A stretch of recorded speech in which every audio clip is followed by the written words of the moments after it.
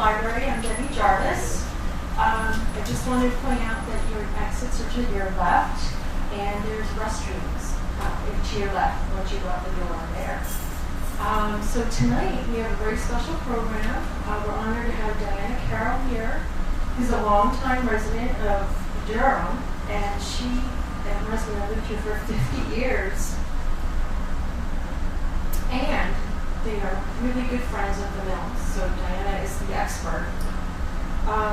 Like many of you here, Diana wanted me to let you know that her and her husband are really strong advocates of the Durham Public Library. And please, let's welcome Diana Carroll.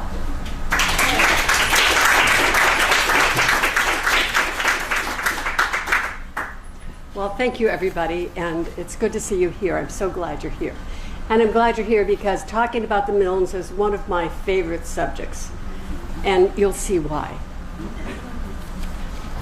When my husband John and I moved to Durham in 1974, John said, "Maybe someday we'll be fortunate enough to meet the most famous husband and wife team at UNH, Lorus and Margery Milne." He had read many of their books when he was in high school and college.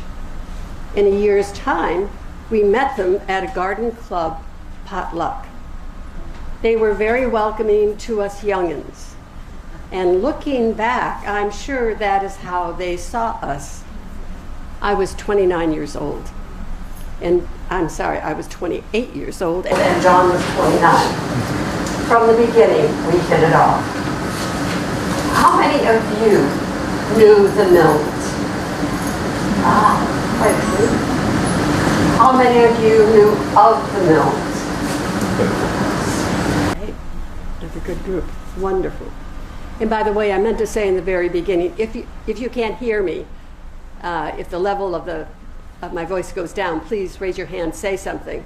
There's nothing so frustrating as to be at an event and you can't hear what the speaker is saying. Okay, now to Margery and Lorus.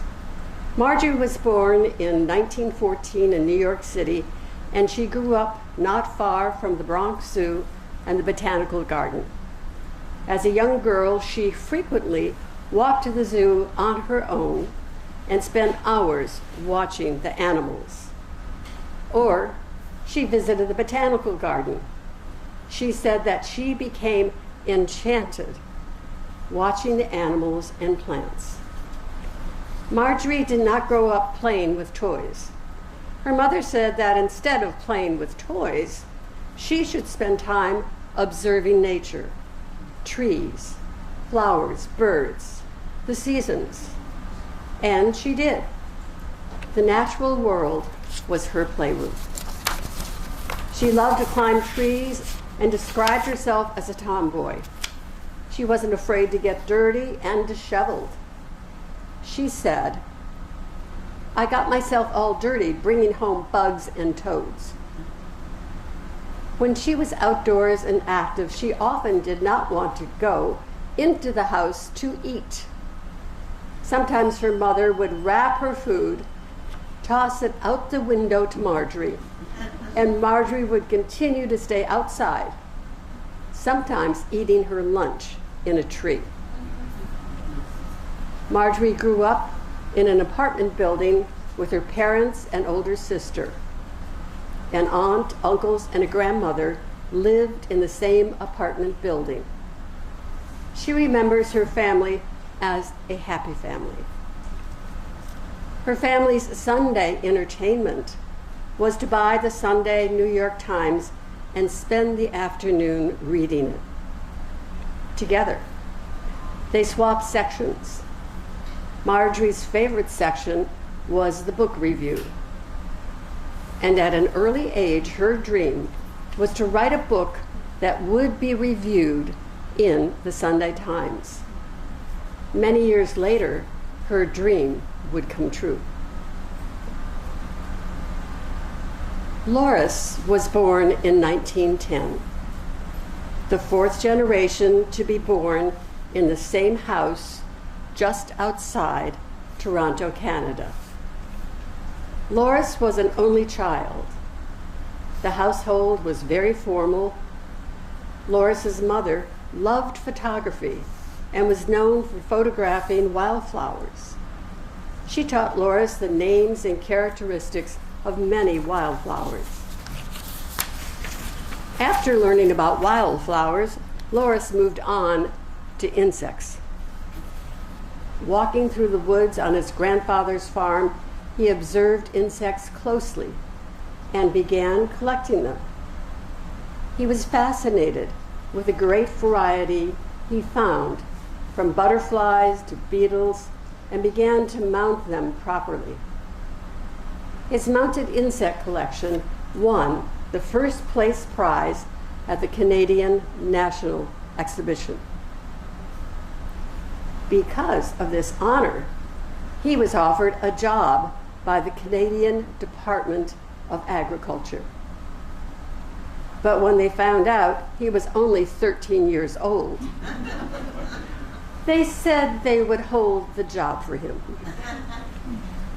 And several years later, as an undergraduate at the University of Toronto, he took that job during the summers, and he traveled throughout Ontario and Quebec collecting insects. He became a proficient entomologist. He was then offered a full-time position, but Lorus had other aspirations.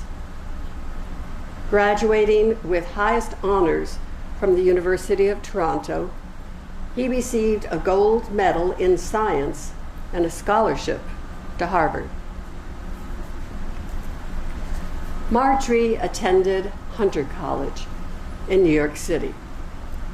Her grades were good and the price was right. Free tuition and free books.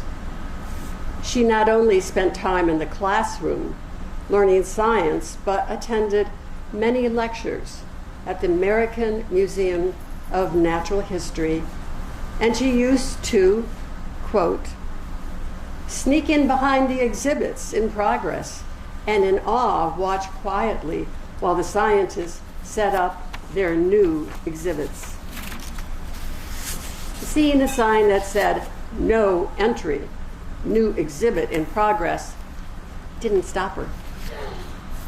Margery, as many knew her, was feisty and curious, and remained that way her whole life. Feisty and curious. She was a rule breaker, but in the scheme of things, breaking only small rules. During her Hunter College days and beyond, Margery was inspired by scientists who traveled, explored, and had adventures. She wanted that for her life. Margery then attended Columbia University and earned her master's degree in zoology. At this point, she knew what she wanted to do with her life. She wanted to share all the fascinating information she had acquired from her education with others. And so she became a high school biology teacher in New York City. Being a high school teacher in New York City during the 1930s was a prestigious job and not an easy one to get. Applicants had to take a rigorous exam, actually 2 rigorous exams. One was written and the other was a lab. She passed the tests. Margery had achieved her dream. Her career was set. Or was it? Lorus and Margery. The summer after graduate school, and on the recommendation of one of her professors, Margery was among a group of 12 graduate students studying at Woods Hole Marine Biological Station on Cape Cod. Lorus Milne was also one of the graduate students. And here is how they came to spend time together. Lorus always recounted this story with a twinkle in his eye, and we certainly saw that twinkle. The graduate students traditionally served the dinner meal in the dining hall, and they worked together in pairs. Lorus remembers saying to the maitre d' one evening, "Who is that cute girl over there?" pointing at Margery. "I'd like to work with her." And he did. That was the beginning. And by the end of the summer, they were in love. But at the end of the summer, Margery had to go back to New York City, and Lorus was off to Harvard. They wrote letters. They wrote each other furiously, but they were only able to visit each other a couple of times. Margery recounts that her first year of teaching was, her word, exhilarating. She spent long hours preparing for her classes. She poured herself into teaching. Of course, carrying on a romance, even though a long-distance one, added to the exhilaration. During the school year, Margery applied for a fellowship to Radcliffe, so she and Lorus could be close to each other. Lorus said she would never be accepted. Margery always loved a challenge and set out to prove Lorus wrong.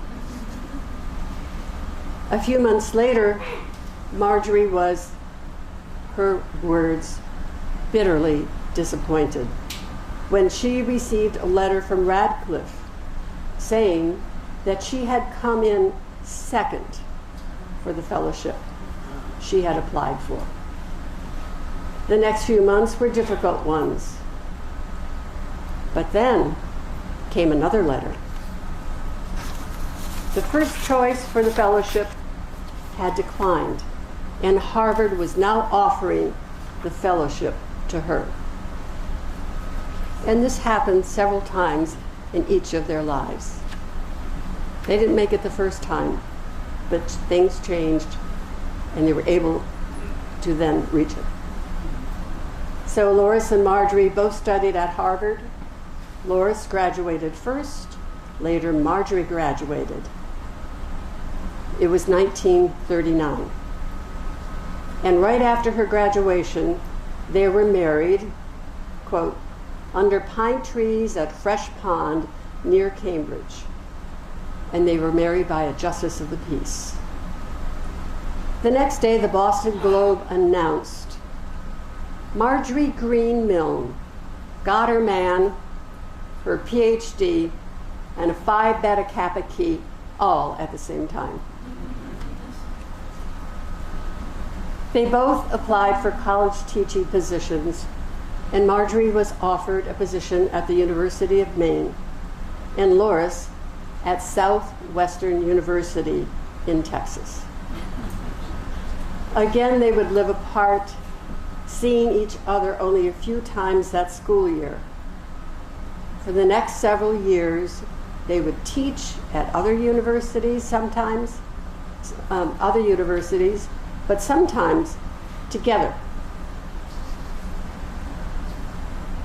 Breaking into the world of media.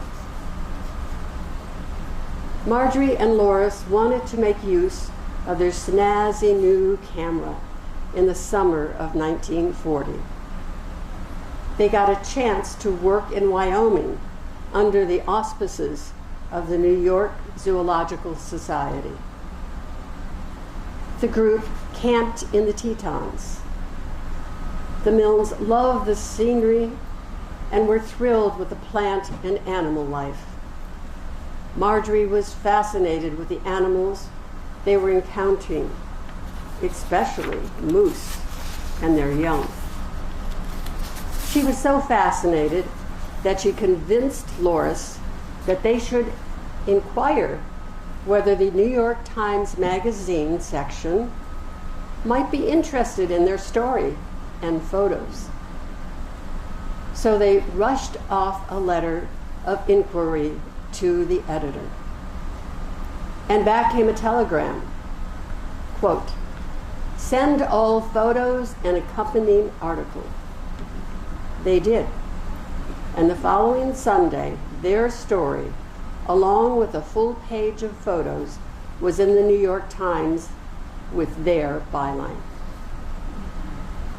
This was the beginning of many articles, photos, book reviews, and interviews, and a host of print media and publications.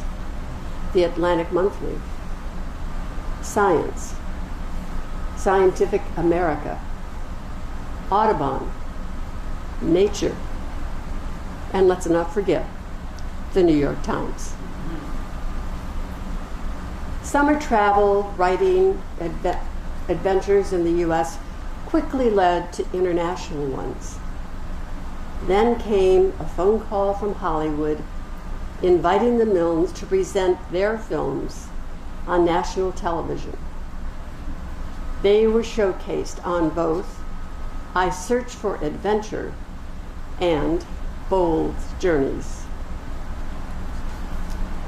Well, I think it's time we get to Durham. The Milnes moved to Durham in 1948. They had their house built at number 1 Garden Lane and began teaching, that is, both of them, in the zoology department. 3 years later, a new policy was passed that husbands and wives could not be employed in the same university department. One of them would have to leave. Margery stepped down. Margery went on to teach in other UNH departments as well as other regional universities. And that included University of Vermont and Northeastern and other regional colleges and universities.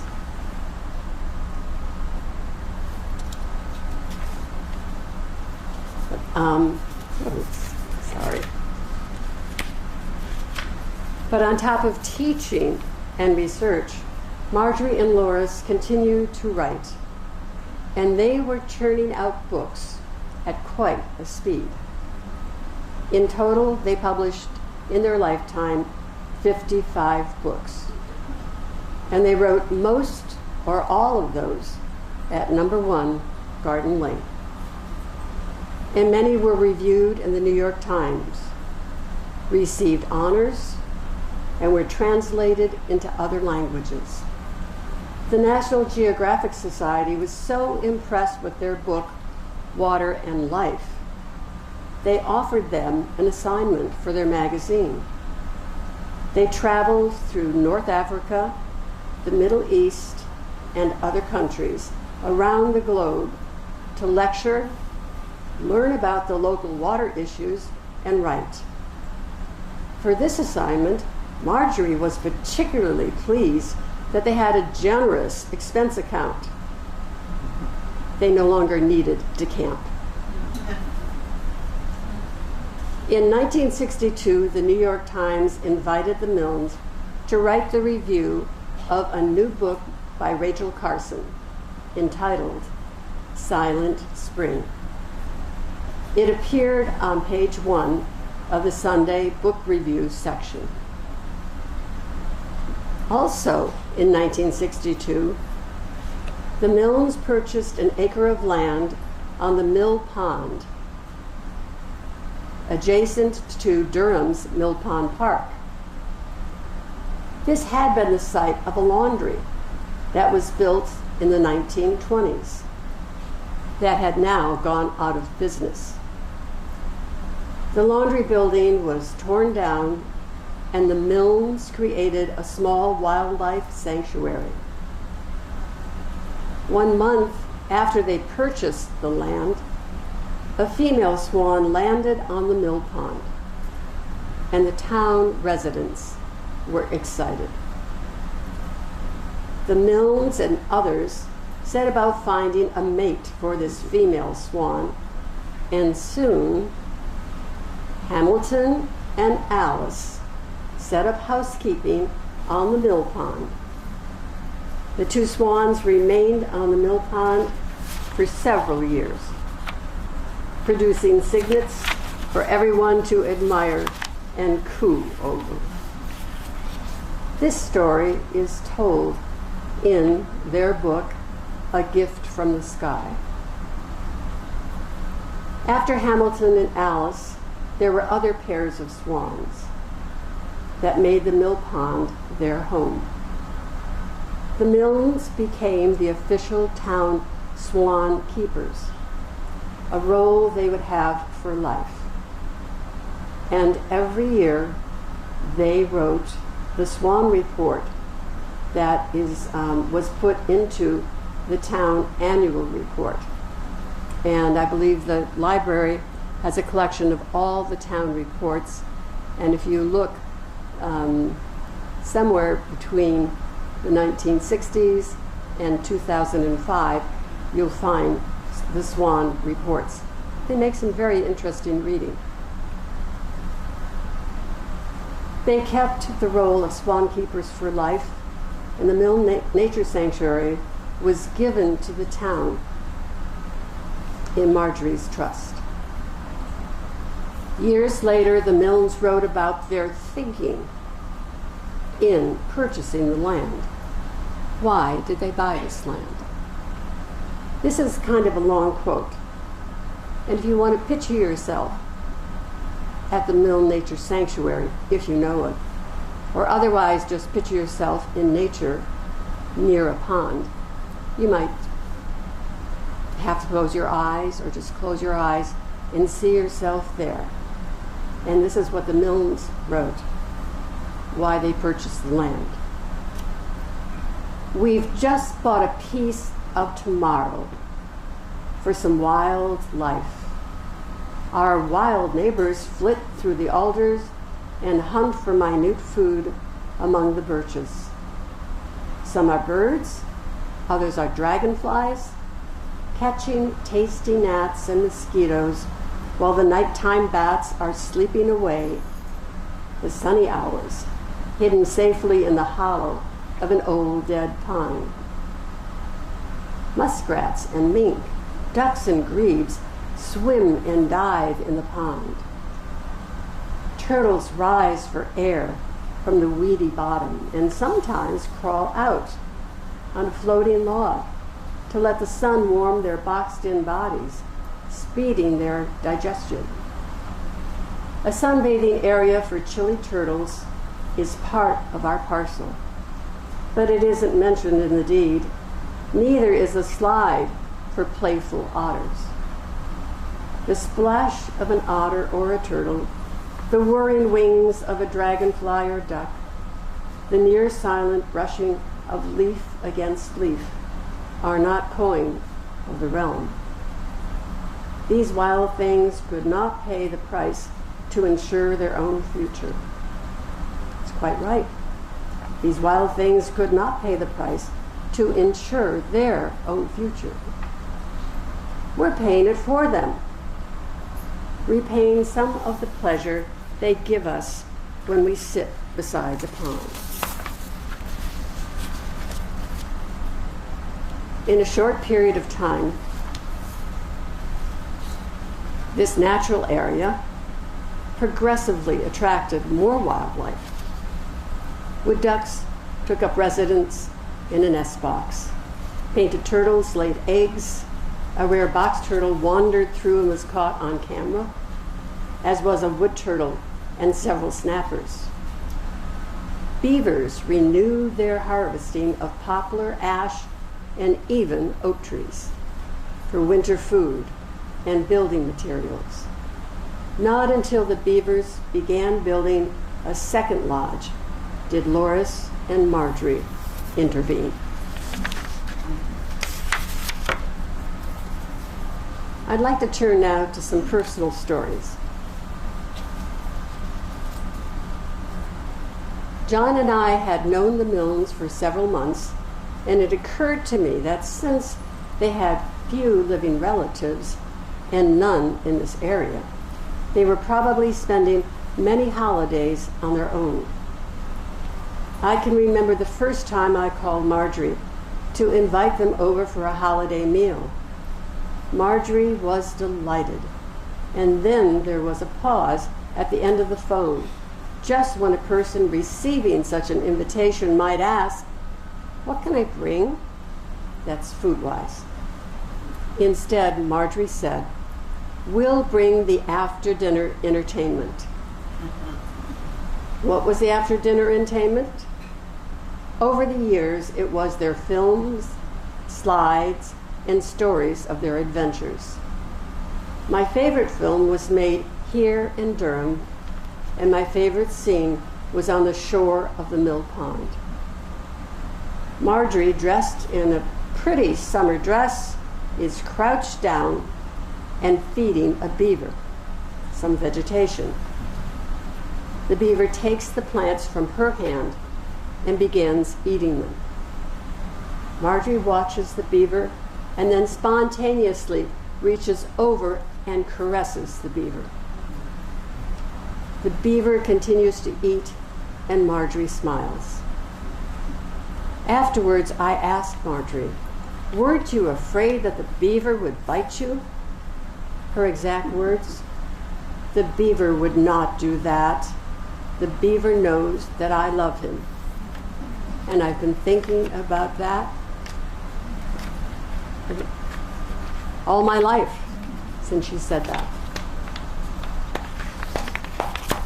When my daughters, Abby and Cosette, would come home from college, and they're here this evening, within 24 hours they would be at Margery's. And I know one of Margery's first questions to them, "Are there any interesting men in your life?" She would give them advice about writing out applications or letters of request, how to wear their hair to an interview, and both girls listened and heeded. Margery wanted to know in detail everything they were studying and was enthusiastic about what they were up to and interested. And not only was Margery was never satisfied with, "Well, how's school going? How's college going?" "Oh, it's going fine, Margery." Not satisfied with that. She had to know exactly what they were studying, what books they were using, what were the concepts, etc. She really dug in. Occasionally we took a nature walk with the Milnes.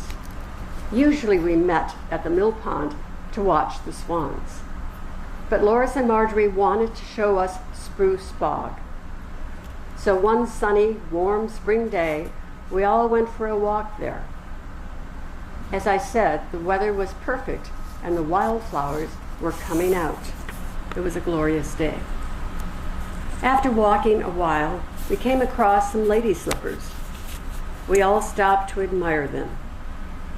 Margery began talking about these plants and said that though most of the lady slippers that one sees are pink, there are white lady slippers, but they are rare. Our daughter Cosette immediately said that she had seen a white lady slipper. She said, "We passed it. It's a ways back." Now Cosette could not have been older than 5 years old. What should we, the adults, do? We all followed her back down the trail, and Cosette pointed out the white lady slipper.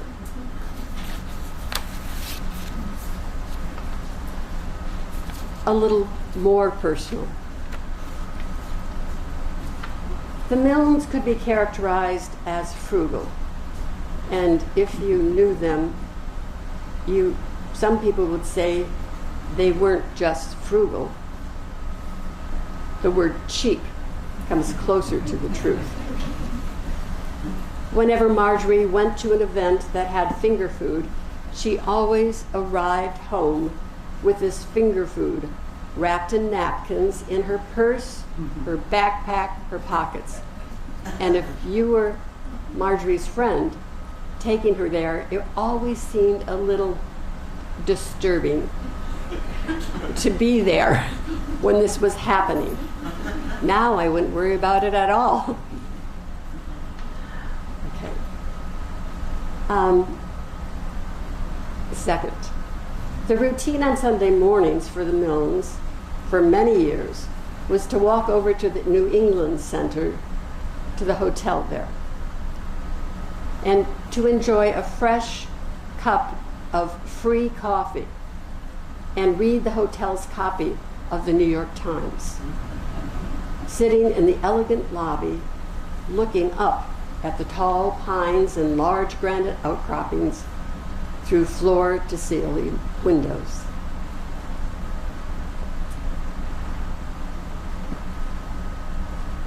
These are two of many examples, and I think between myself and people here in the audience, we could probably name many more. But, this is a big but, as time has passed, much has come to light. Today I can look back and see a reason for this extreme frugality, and others do too. The Milnes were saving their money. But what for? They hardly ever spent it on themselves. Well, they were saving the money to give away. And here are some of the local examples. The Durham Public Library. Margery left a bequest of $475,000, the largest single private donation made to the library to date. The Durham Unitarian Fellowship. Margery was a member of the Durham Unitarian Fellowship towards the end of her life, the last couple of years. The fellowship was very good to her. Every Sunday afternoon, a member would bring her soup for dinner, and she loved it. Margery's generous bequest to the fellowship was used towards building an addition to their building, a sanctuary, which offers them a beautiful space. It's powered by solar power, and it has superb acoustics. And anyone who's been there for a concert knows how good the acoustics are. The UNH Library. When UNH's Diamond Library was renovated, Margery made a donation to establish the Milne New Books Room. Since the library is not buying new books these days, but only on basic electronic books, it is now the exhibition room, and it's really easy to get to. If you walk in the main door of the Diamond Library, look immediately to your left, and you'll see the Milne room. And outside the door, you'll see some very nice photos of Margery. And I should mention, I'm using Margery's name so much, but this was Lorus's values also.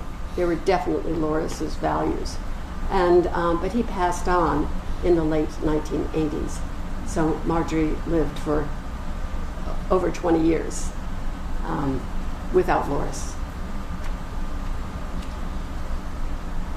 The Mill Pond, which we now call the Milne Nature Sanctuary, was given to the town with $25,000 to maintain it.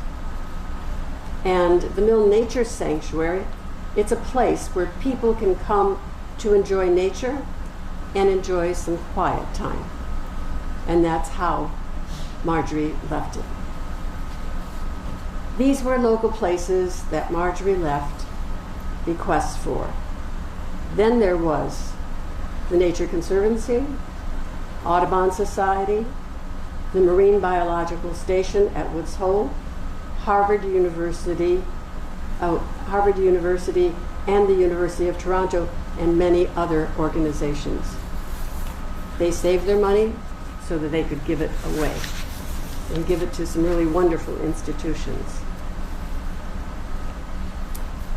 Well, as this part of the Milne presentation comes to a close, it seems that Lorus and Margery lived charmed lives. Over the years, their lives were filled with teaching, writing, research, worldwide travels, a touch of Hollywood, photography and film, speaking engagement, and as keepers of the swans. These were all the things they chose to do, loved doing, and won the grants that made their travels possible. They wrote 55 books, a multitude of articles, both for scientific journals and popular magazines. And they were very good at popular writing because they had the talent of taking scientific material and synthesizing it and making it readable to the average person, whoever the average person is, the interested reader. It sounds like they did it all. But the other side of the coin, so to speak, is that they worked hard. One day I stopped by in the late afternoon, and in our conversation, Margery mentioned that a publisher returned their proposed publication with a rejection letter. Of course, the letter was written very nicely. Lorus and Margery immediately put the returned publication into another envelope and addressed it to another publisher they had hopes for. It was mailed from the post office that same afternoon. I believe they lived with the motto, never give up, never give up, never give up. And that's also another part of the Milne legacy. Thank you.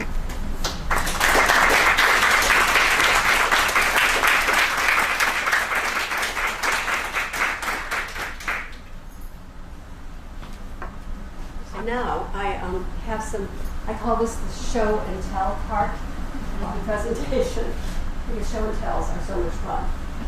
These are all things that relate to the Milnes. And if you can't see, we can turn the lights on. And you're also welcome to come up afterwards and look at these. If you can see this, no, you can't see it. Guess the lights on? Lights on. This is a photograph of Margery and Lorus in the valley of Yosemite National Park.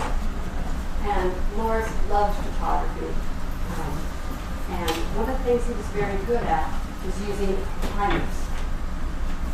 So he took this picture, even though he and Margery are very close together in a great position overlooking Yosemite Valley.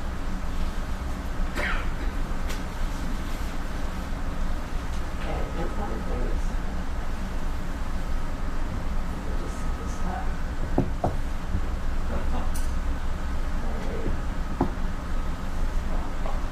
This is from Foster's Daily Democrat. And let's see if I can read the date here. It's August 17th, 2007. And it announces, estate of Margery Milne leaves $475,000. Keeper of the Swans gift to help fill the new library. And as I said, it's the largest gift to date. Margery loved libraries, and she loved UNH Library very much, and she never did see this library. In Margery's house, I don't want to overrate this, but there were swans. Margery didn't buy these. Her friends, her neighbors, they'd be on vacation or somewhere, and they'd see swan ceramics. This one goes on a Christmas tree. It has the little roof. And they would come back and give them to her. And now I have a few of them. This is a card from the Explorers Club for Lorus, who's a member. Their meetings are usually in New York City, and sometimes they would go down for the meetings. I don't know where they can't in New York City. And also, there are some passports to look at. And I never realized that several decades back, 2 people could be on one passport. Yeah. So Margery and Lorus are on this passport.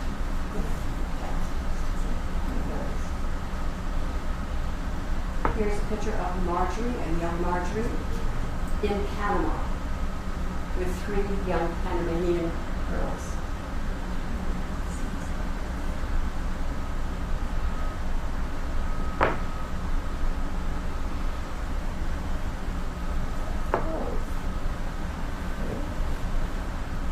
And this is from the semester at sea. This is Lorus's identification card. And I couldn't find Margery's. I'm sure it's there. But it's they did semester at sea and they loved it. And they loved the students. Margery was amazing when she talked to people. She just loved talking to people. And even after a 10 or 15 minute conversation, she'd find out where the person was from, what they did, what they liked, if they were married, how they met their spouse, etc., etc. And they loved that program. Here is a picture of their house when it was built in 1948 in One Garden Lane. And if you come up and look at it, you can see there are a lot of houses that are not yet built. And therefore you can see the steeple of the community church from One Garden Lane. They were very proud of the house. They took good care of it. And just a little humor. It's evidently a photo that Lorus took of a beaver by his camera. Did the beaver take a picture of Lorus? Yeah. And something I've always saved, because I couldn't just get rid of it, was Margery's jacket. And Margery wore this fall, winter, it's not that heavy, and spring. And if any of you sew, come and look at the patch that's put on. And I wish I had some pictures, but I've given them over to the library because there's many boxes of, in special collections, of Milne's writings, everything Milne. And anyways, I gave them a lot of photos that I had. But I wish I had saved a few more because there's lots of pictures of Margery wearing this jacket at the milk pond, feeding the swans when there's a sign there, do not feed the wildlife. As I said, sometimes she was a rule breaker. So these are all things that you can come up and look at later. But now you'll have an opportunity to see the Milnes. We have a short, probably it's 6 to 7 minutes. Well, it's kind of an interview that was done for Channel 11, done by Chip Neal for New Hampshire Crossroads. And so we have this to view tonight.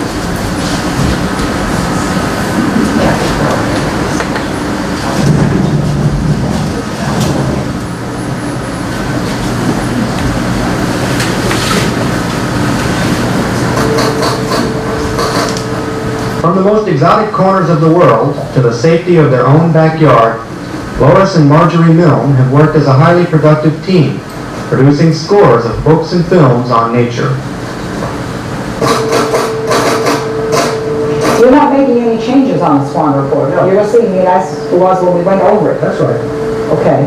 We met as students. We were both taking a course at the Marine Biological Laboratory at Woods Hole, Massachusetts. And that started everything. I've always been interested in the outdoors and in nature. I always wanted to not only teach, but also write. I think I was obsessed with the idea that I wanted to write nature stories. Lorus has always been interested in writing research articles, and so we pooled our resources and got together. I think we got encouraged because we lectured at a faculty club at a small college where I had my first teaching position in Pennsylvania, and the English teacher said, "Your story is so interesting, write it up." And our first writing actually appeared in Atlantic Monthly and in Natural History magazine, and both magazines said, "Keep them coming." We back up our original observations by taking motion pictures in 16mm color and 35mm still shots of the same thing. So we have something with which we can either give lectures or with which we can publish. And we've illustrated a lot of our material. The Milnes have co-authored 46 books and traveled the world, but many people know them best as the Swan Master and Mistress of Durham, an elected position they're proud to hold. They explored the whole Great Bay and then on out to the open coast, and they found themselves places where they could spend the winter, where there was open water and where there was something to eat. And they still get back in time for town meeting every year. We don't understand how they managed to do that because town meeting made ships around. But this is characteristic of the birds. You have, wait a minute, Alice who died, and then Hamilton who fell in love with his daughter. Then Hamilton died, and the daughter now is falling in love with Alfred, who became a widower in Connecticut. Actually, the story of the swans is really a fairy tale, but you might look at it as being the biggest soap opera out. Lorus and Margery's love of wildlife and nature doesn't stop with the swans in New Hampshire. It's great here in New England where everything is familiar. We enjoy that too. And we keep seeing new things even though we return to the same area over and over again. There's always something new to be discovered. But in the tropical world, it's mysterious and you don't know what you're going to find. Our first trip to the tropics was to Panama, where we were able to arrange to have facilities made available to us by the Canal Zone Biological Area, operated by the Smithsonian Institution out of Washington. This is a very special kind of a habitat in which there are more different kinds of life in an acre than there are in the whole of New Hampshire. And we were able to simply spend all of our hours of every day in the rainforest getting acquainted with this very strange kind of life. Day and night we were out on the trails. And while we were there, we tried to record as much as we could in 16mm color film and also in slides. And we never knew what we were going to find next. Everything was new and very different to us. And we just kept on making one discovery after another.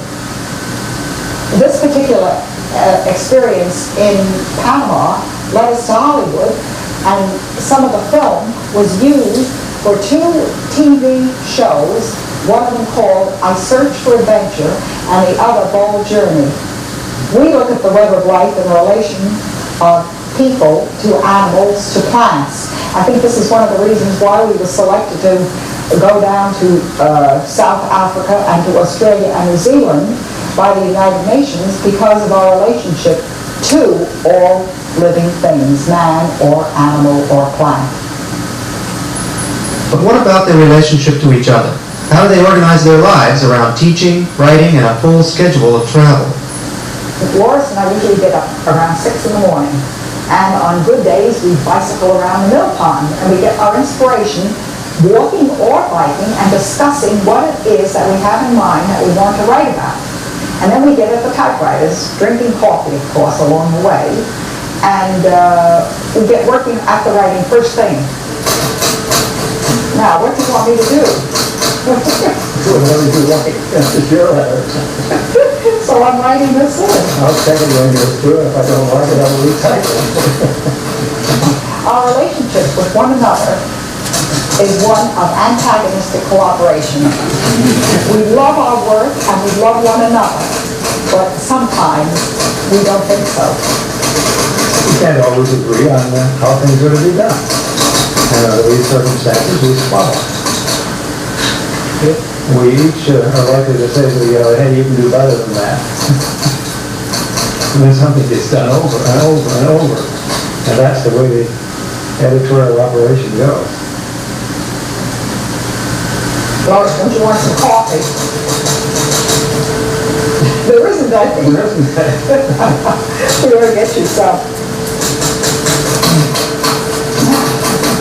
I don't think we would be productive alone. I think each of us is a stimulus for the other to get going and be productive. And I get up sometimes first thing in the morning and I say, come on, Lorus, let's get going. Or sometimes he gets up first thing and says, let's get going. I think we each inspire the other.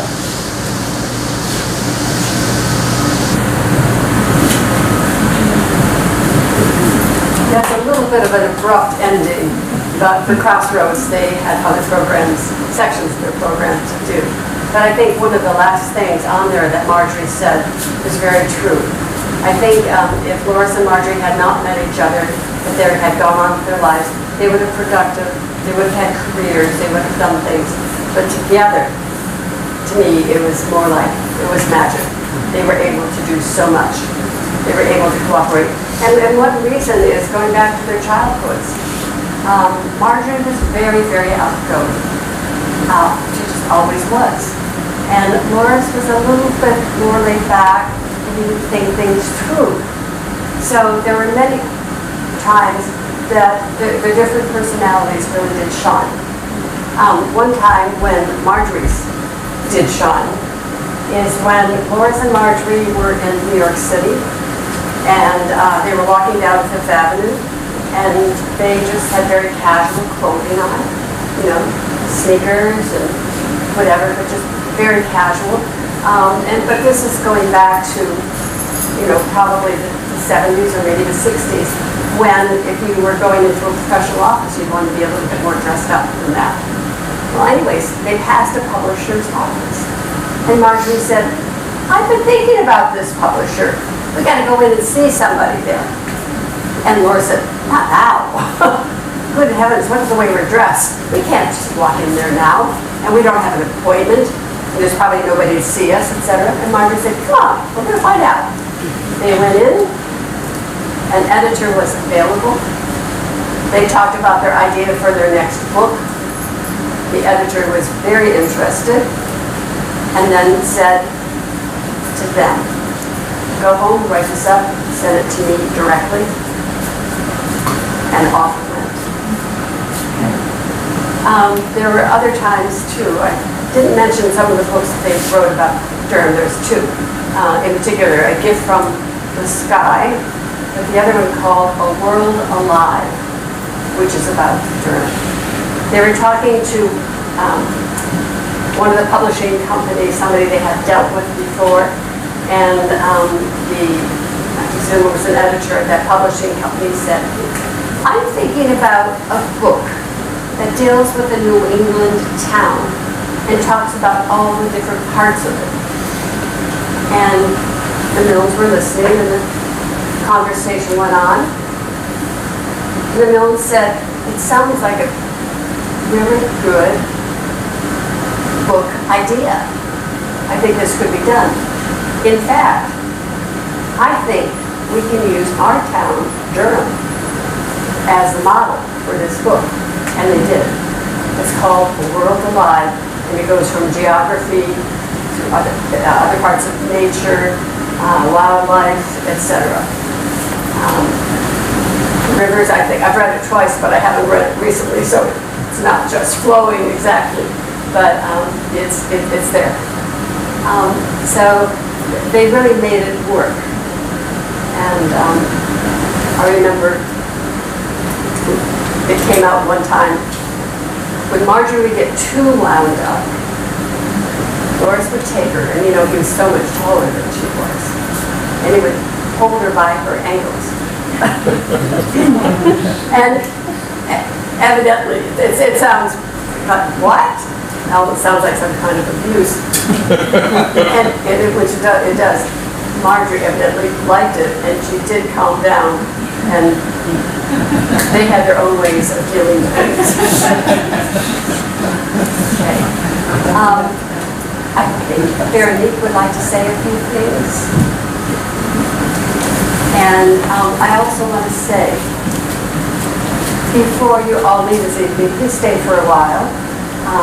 Well, actually, Veronique, if you don't mind, do people have any questions? I'm sorry I didn't ask. Are there any questions people have? Yes, Neil. If you were going to recommend one book of theirs to read, what would it be? I haven't read all of them. Of the ones you've read. Okay, the books that really made an impression on me was the book on nature. I just had the title in my head. It's just, in fact, Margery was holding that book up in the movie. Right. Diana, could I have a few minutes later to talk about the Milne archives at the university? Sure, after. Because I think some people may be interested. Okay. The balance of nature. That's it. That made a big impression on me because it starts off with real, it's kind of basic ecology, but it gets right down to the basic ecology. Thank you. You will find some of their books, for instance, I did read Kid from the Sky. They're a little stylized because they were written so long ago. That was written in the 60s, which doesn't seem that long ago, but it is. It is. Yes. Yes. You know, I always wondered what they would have thought about taking down the dam. Oh. Because when you read the book, the one I've read, Yes. the one about Durham, it's a world alive. They really love the pond, but at the same time, they had a lot of angst about what people were doing to nature and how people were changing nature. So you had, you know, both sides of the question going against each other. And we can only speculate, but I thought you could make an argument both ways, that they would want to take it down or they would want to keep it.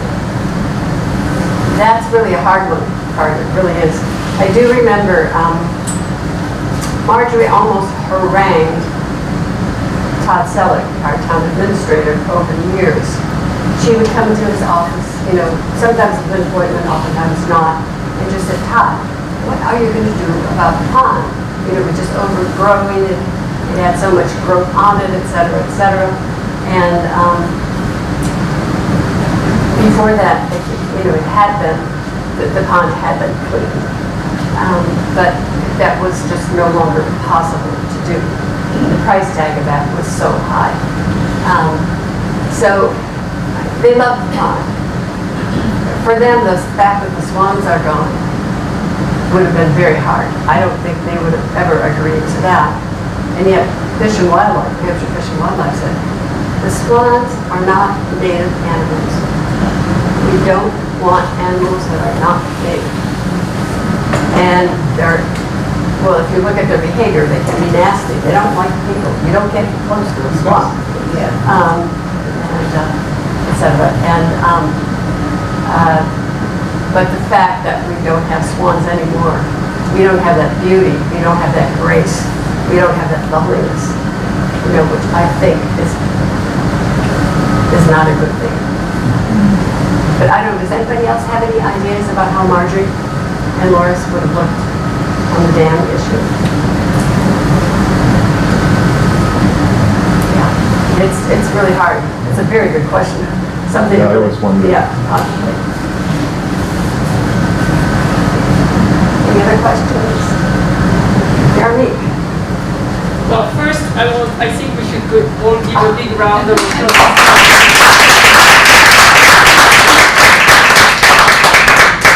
And Diana has done so much to keep the memory of and the legacy of Lorus and Margery alive. It's really, we should all be very thankful as residents, and we should appreciate the beauty of not only the Milne Sanctuary, but all our conservation area. So I'm the land stewardship coordinator for the town of Durham. And I actually met Diana about a year ago, and I've already learned a lot from her.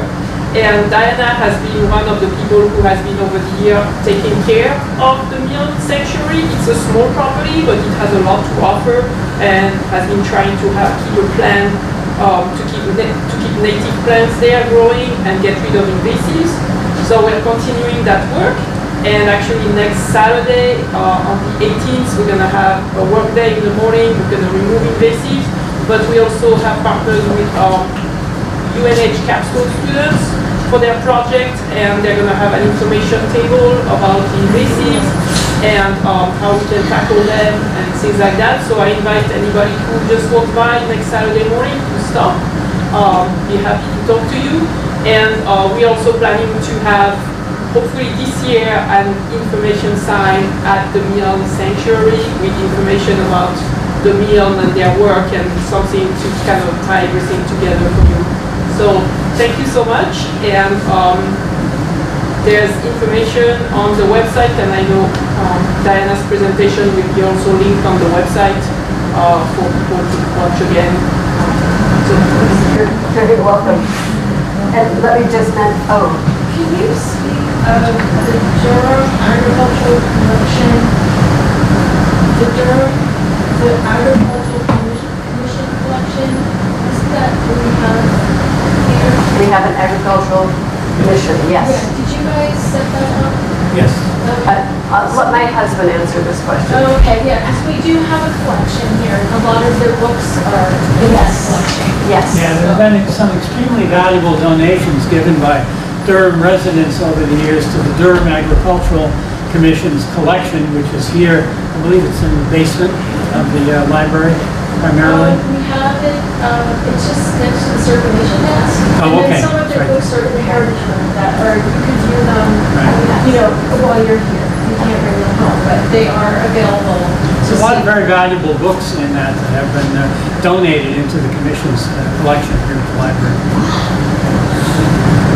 And I did want to mention to everybody, it's a little bit early because you don't have to leave right away, but you have a little gift bag waiting for you outside.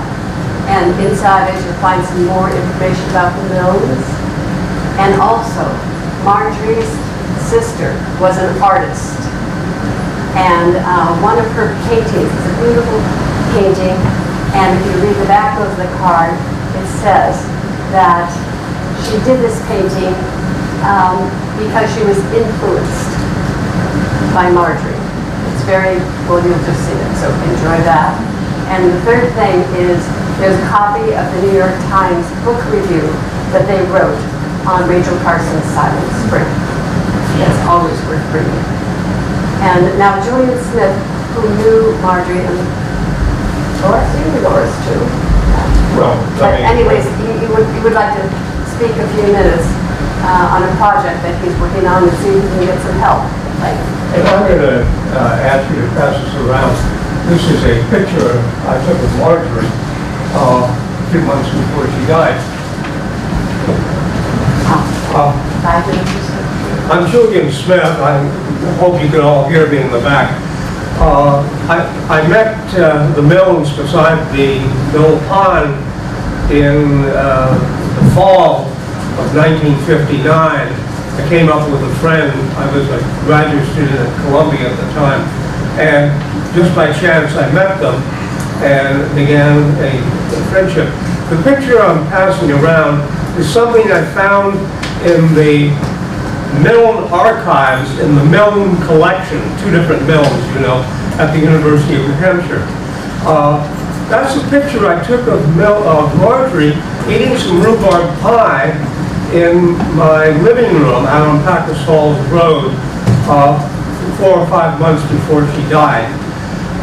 And for some reason, well, I gave her a bunch of photographs I took of her at the train station when the Amtrak first came back, etc. And for some reason, she had that one copied on Xerox and blown up, and I found it in one of the 15 boxes of archival papers she donated to the university. Now, the reason I'm mentioning this is there are about 90 such boxes. They're like a file drawer. And it's just a jumble. And I spent many happy hours last fall and this winter going through some of them. And I've made arrangements to start a systematic going through all of the boxes to find photographs, letters, etc. But Margery was a pack rat. She kept all kinds of odds and ends. And if you're interested, I'll leave my card up here. Give me a call or send me an email, and I can talk to you about the process of making sense of what is in the collection, these 90 some odd boxes. And I would I would really like some help in finding a graduate or a young assistant professor at UNH who might be interested in doing a dissertation or a book on Margery. Margery is an extremely interesting, argumentative, inventive, imaginative, stingy, etc. person. And she and my mother-in-law, who both lived in the Bronx, my wife, who spent 10 years in the Bronx as a high school student and while she was in college, got to know Margery, and they got together very well. So I have lots of stories about Margery, which I'd like to tell at some other time. So thank you, and let me know if you pick up one of my cards. I'll leave them here. And give me a call or an email if you'd like some more information. Thank you.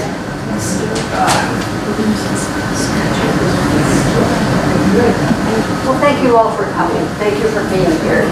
Thank you for being part of hearing about the legacy. And I think somehow, as we learn about people who lived here in Durham, it really enriches our lives here.